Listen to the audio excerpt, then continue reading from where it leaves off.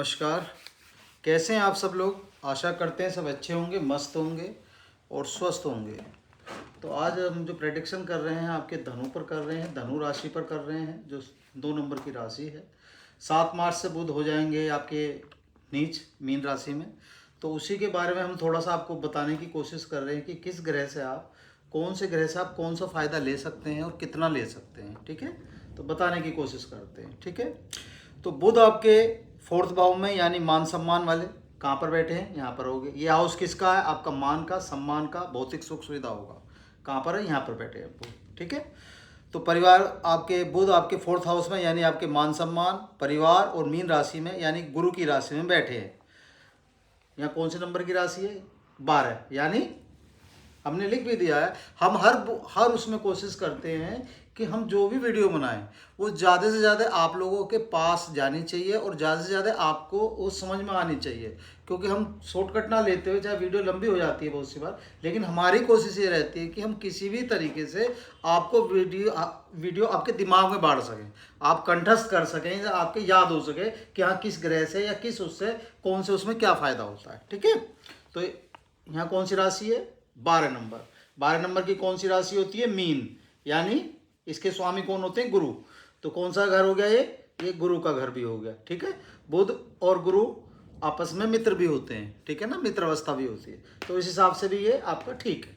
अच्छा, 7 मार्च से 26 मार्च तक बुध नीच के रहेंगे और बुध 9 मार्च तक गुरु के नक्षत्र में रहेंगे। यहाँ पर रहेंगे, 9 मार्च तक रहेंगे। तो इस समय आप 9 मार्च तक कोई भी ऐसा काम जो आप उनसे कर सकते हैं। ठीक है, और दूसरी बात और बीच में बता देते हैं, फिर बीच में थोड़ा सा डिस्टर्ब होता है।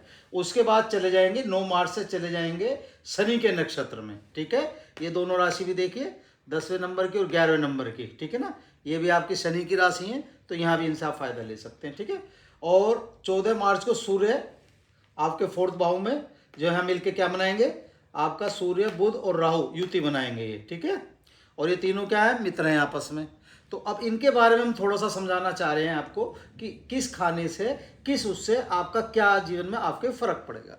तो पहले हम आपको बुध को समझाने की बता दिया हमने, बुध का क्या होगा। अच्छा, बुध की हम 7वीं दृष्टि देख लेते हैं। ठीक है, बुध कहाँ बैठे हैं? आपके यहाँ पर बैठे हैं। अगर हम बुध की 7वीं दृष्टि देखते हैं तो बुध की 7वीं दृष्टि कहाँ पर पड़ती है? आपके यहाँ पर पड़ती है। यानी ये किसका घर है? ये रोजगार का है, कर्म का है, यश का है आपका। ठीक है ना, तो यानी काम बुध क्या होते हैं अपने आप में? बुध होते हुए आपके राजकुमार हैं, बुद्धि का काम करते हैं। ठीक है ना, बुध तो अपने आप में वैसे ही राजकुमार है। तो यहाँ पर जब नज़र पड़ेगी तो यहाँ पर आपको कर्म, रोजगार, अपना सब कुछ मिलता नजर आएगा। तो काम के हिसाब से भी ये चीज़ सही है। अच्छा, आते हैं कि कौन सा ग्रह आपके लिए सबसे ज़्यादा इस समय यहाँ कारगर साबित होगा। तो सबसे ज़्यादा कारगर कौन से साबित होंगे? बृहस्पति। क्योंकि बृहस्पति क्या है? बृहस्पति यहाँ इसमें वैसे भी आपके कारक हैं। इस कुंडली के हिसाब से हम जो देखते हैं, बृहस्पति वैसे भी कारक है। तो जब कारक हो गए तो सबसे ज़्यादा फायदा किसका होगा? बृहस्पति का होगा। तो गुरु से हम क्या ले सकते हैं वही हम समझने की कोशिश कर रहे हैं। गुरु आपके कहाँ पर बैठे हैं, किस कॉलम पर बैठे हैं? ये आपके संतान में, बुद्धि में और भाग्य का। ये जो कॉलम है आपका संतान का भी है, बुद्धि का भी है और भाग्य का भी है। और गुरु से हम क्या देखते हैं? गुरु से हम धन को भी देखते हैं। अगर गुरु कहीं होते हैं तो धन की भी अवस्था का हम लोगों को पता चलता है। तो ठीक है, तो यहाँ हमने समझा दिया आपको ये कॉलम किस किस का हो गया आपका। ठीक है, समझ गए? संतान का, बुद्धि का और भाग्य का। तो यानी तीनों चीज हमारी खुल गई। अब गुरु की 3 दृष्टि होती हैं। गुरु की तीसरी दृष्टि कौन सी होती है? अब देख लीजिए, गुरु की जो पहले आपकी 5वीं दृष्टि हो गई। पहली दृष्टि आपकी गुरु की 5वीं दृष्टि कहाँ है आपकी? 1 2 3 4 5 कहाँ पर आ गई? यहाँ पर भाग्य पर आ गई, धर्म पर आ गई। यहाँ पर राशि कौन सी बैठी है आपकी? 5 नंबर की राशि। 5 नंबर की राशि कौन सी होती है? सिंह होती है। हमने इसलिए लिख भी दिया है सिंह। और इसके स्वामी कौन होते हैं? सूर्य। ठीक है, गुरु और सूर्य के आपस में क्या है? मित्रता हो गई है। ठीक है ना, समझ गए आप? यहाँ पर इनकी कौन, दोनों की क्या हो गई है? इनकी मित्रता भी हो गई है। ठीक है, तो यहाँ क्या काम करेंगे गुरु?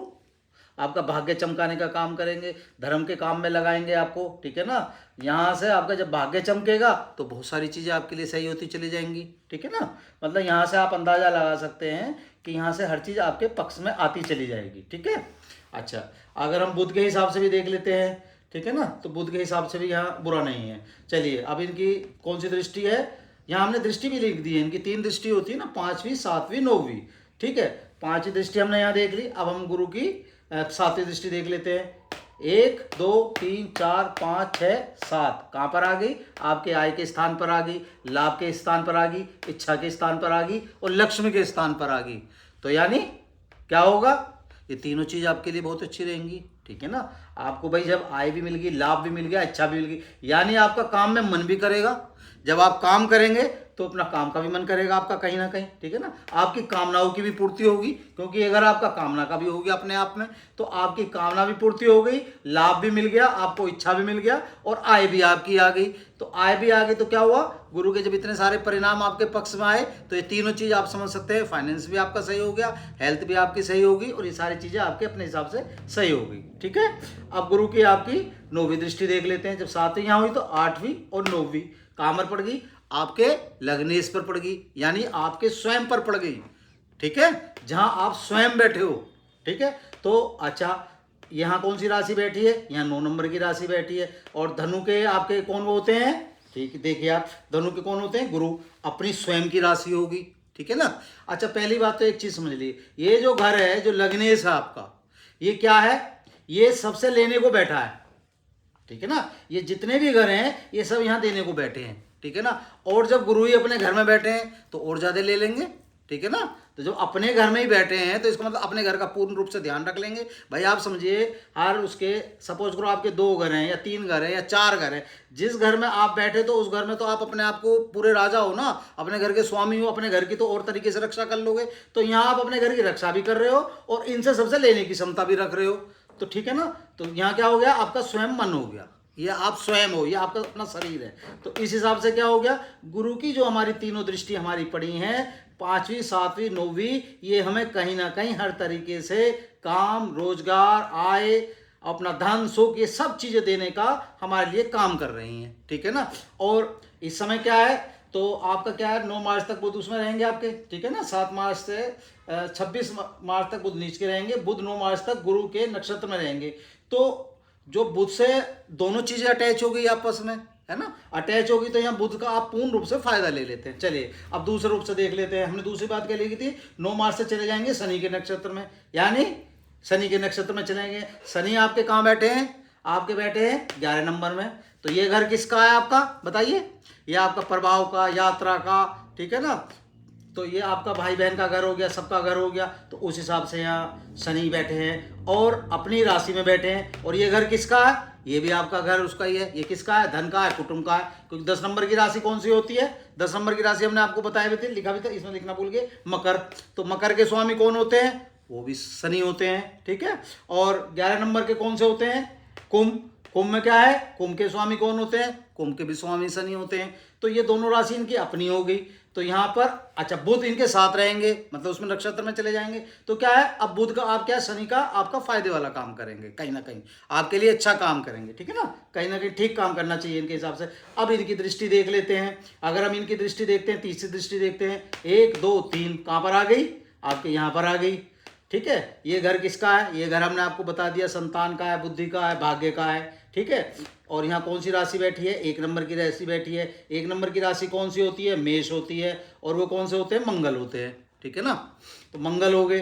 अब बुध के वैसे मित्र नहीं है भाई, ये देवगुरु हैं और ये आपके दानव ग्रह हैं, शनि जो हो गए। ठीक है?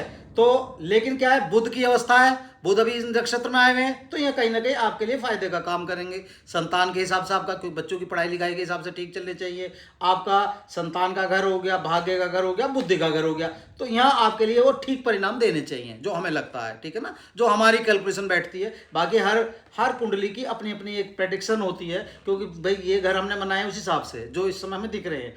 लेकिन हर आदमी का ये जरूरी नहीं है आपके शनि यहाँ पर बैठे हैं या यहाँ बैठे हो या कहाँ बैठे हो, कहीं भी बैठ सकते हैं आपकी कुंडली में। लेकिन जो ओवरऑल ये मनता है उस हिसाब से हमने बताया है कि इस समय ये भाव रहेगा, चाहे आपके कहीं भी बैठे, लेकिन जो यहाँ निकले इनका मतलब निकलेगा, मतलब इनका इस हिसाब से निकलेगा। ठीक है? चलिए अब इनकी एक दृष्टि हमने देख ली, अब हम दूसरी दृष्टि की देख लेते हैं आपकी। ठीक है? तीसरी दृष्टि ये है, तो 7वीं दृष्टि कहाँ पड़ेगी शनि की? 3 4 5 6 7। ठीक है? कहाँ पर आ गए? भाग्य और धर्म पर आ गई। तो भाग्य और धर्म पर जब आपके आ गई है तो कहीं ना कहीं आपका भाग्य को भी ठीक करेंगे और धर्म के काम में भी आपको लगाएंगे। कहीं ना कहीं आपके लिए ठीक होना चाहिए, मिला जुला असर आना चाहिए, मतलब ऐसा नहीं कि नहीं आना चाहिए। ठीक है? अब इनकी अगली दृष्टि को देख लेते हैं। 7 8वीं 9वीं 10वीं, ये घर किसका है, व्यय का है, खर्चे का है। जब और ये आपका मोक्ष का घर भी है, तो यहाँ थोड़ा सा आपको सावधान होना पड़ेगा। ये घर हमारे लिए थोड़ा सा हो सकता है, जो ये घर हमारा व्यय का भी है, खर्चे का भी है, तो हमें क्या करना है, थोड़ा सा खर्चों पे ध्यान रखना है, थोड़ा सा खर्चों में ध्यान रखना है। अच्छा, यहाँ से मुकदमा भी हो सकता है, कोई वाणी पे कंट्रोल रखना है, तो हमें क्या चीज़ पे धैर्य रखना है, क्या चीज़ पे संयम रखना, अपनी वाणी पे संयम रखना है, अपने खर्चों पर थोड़ा सा संयम रखना है। ठीक है, बाकी ओवरऑल आपका सारी चीज़ हम लोगों को ठीक लग रही हैं, जो चीज़ें। अच्छा हाँ, एक का क्वेश्चन और आया था, जैसे लोग बात कहते हैं कि हर आदमी का एक क्वेश्चन होता है जी हम राशि हमारी कहाँ होती है। आप जितने भी लोग हैं, आप अपनी कुंडली देख सकते हैं, जहाँ चंद्रमा जिस घर में भी बैठे होते हैं वही नंबर आपकी राशि का होता है। ठीक है, आप ऐसे मान सकते हैं। ठीक है, सपोज करो अगर यहाँ बैठे हैं तो 10 नंबर की राशि कौन सी है, यहाँ पर मकर, तो आपकी राशि कौन सी होगी, अगर यहाँ चंद्रमा बैठे हैं तो यहाँ कौन सी राशि हो जाएगी, आपकी मकर हो जाएगी। ठीक है, और अगर यहाँ पर आ जाएगी तो 11 नंबर की राशि कौन सी होती है, कुंभ, कुंभ में आ जाएंगे। तो आप ये समझ सकते हैं जहां भी चंद्रमा इस कॉलम में आपके कहीं भी बैठे हैं, हर आदमी के लिए हम आपको बता रहे हैं, क्योंकि व्हाट्सएप पे हमारे काफ़ी सारे क्वेश्चन आए थे, तो पूछते हैं राशि के बारे में। तो भैया जिसकी भी जो भी अपना चार्ट देख सकता है, जहां भी चंद्रमा बैठे होते हैं वही उसकी राशि होती है। समझ गए आप, बस। अच्छा, अब आप समझ सकते हैं, आप इससे मिला जुला फायदा ले सकते हैं सारी चीज़ों का। अच्छा, हम जो बताने की कोशिश करते हैं वो इसलिए बताने की कोशिश करते हैं और इसलिए समझाने की कोशिश करते हैं जिससे आप इन ग्रहों को समझ सकें, इनके भाव को समझ सकें, इनके नक्षत्र को समझ सकें, और इनसे आपको फ़ायदा लेना है तो फ़ायदा लेना कैसे है, ये हमारे बताने की कोशिश रहती है हमेशा हर उसमें। अच्छा, उपाय के तौर पर हम फिर आपको पुनः बता देते हैं। देखिए, हनुमान चालीसा का पूर्ण रूप से पाठ करें, ठीक है ना, हमेशा करें। शनि चालीसा का पाठ कर ले, क्योंकि जो शनि की, जैसे आपने देखा सबसे ज़्यादा आपकी देखा अवस्थाएं जो होती हैं, दशाएं होती है, प्रिंतर दशा होती है, ठीक है ना, महादशा होती है, जितनी भी दशाएं होती हैं जो सबसे 7.5 होती है, तो किसकी होती है, शनि की होती है। भाई शनि अपने किसी भी घर में जब रहते हैं तो सबसे ज़्यादा रह जाते हैं। तो शनि चालीसा का जब अवस्था चल रही होती है, अच्छी या बुरी जो भी चल रही होती है, उस अवस्था में आपको कोशिश करनी चाहिए हमेशा ही शनि को मना के रखना है। तो शनि को मनाने का क्या है भैया, शनि भगवान के जब आप जाते हो शनिवार के शनिवार, तो तेल चढ़ा दो।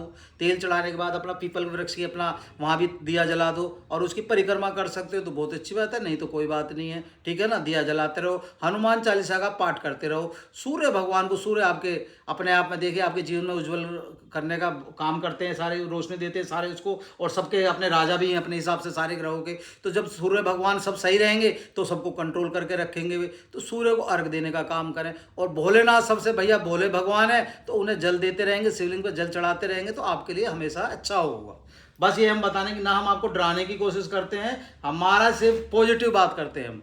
हम ये नहीं बताते किससे क्या है क्या नहीं। हमारी कोशिश होती है कि भैया कोई अगर आदमी हमारे लिए बुरा भी है, सपोज करो हमारे लिए ये बुरे हैं, लेकिन जब हम अपने स्वभाव से इन्हें किसी भी तरीके से मनाने की कोशिश करेंगे तो कहीं ना कहीं आपने देखा होगा हर आदमी का स्वभाव आपके प्रति कहीं ना कहीं अच्छा हो जाता है। आपने अगर किसी आदमी के पाँव छू लिए तो वो ना चाहते हुए भी सही कहीं ना कहीं आपको आशीर्वाद देने की कोशिश करेगा। आपने महाभारत में देखा होगा, महाभारत सारी होगी, अगर दुर्योधन अपने कृष्ण भगवान के पाँव छू लेते या बड़ों के पाँव छू लेते तो उन्हें आशीर्वाद मिल जाते, आशीर्वाद मिल जाते तो हो सके सारी कहानी बदल जाती। लेकिन क्या है, उनका भाव हमेशा वैसा ही रहा, तो क्या हुआ, उन्होंने मुंह की खानी पड़ी। तो हमेशा कोशिश करें कि अपना जो स्वभाव और अपना भाव है सामने वाले के प्रति, चाहे वो अच्छा है चाहे बुरा है, आपको कोशिश ये करनी है कि किसी भी तरीके से हमें इसे इम्प्रेस करना है। बस ये सोच के चलो, आप इम्प्रेस करने की कोशिश करोगे तो सब चीज़ अच्छी रहेंगी, और उसे अपना मान सम्मान उसे देते रहोगे तो सब बढ़िया होगा। ठीक है, आज की वीडियो को हम यहीं अपना विराम देते हैं।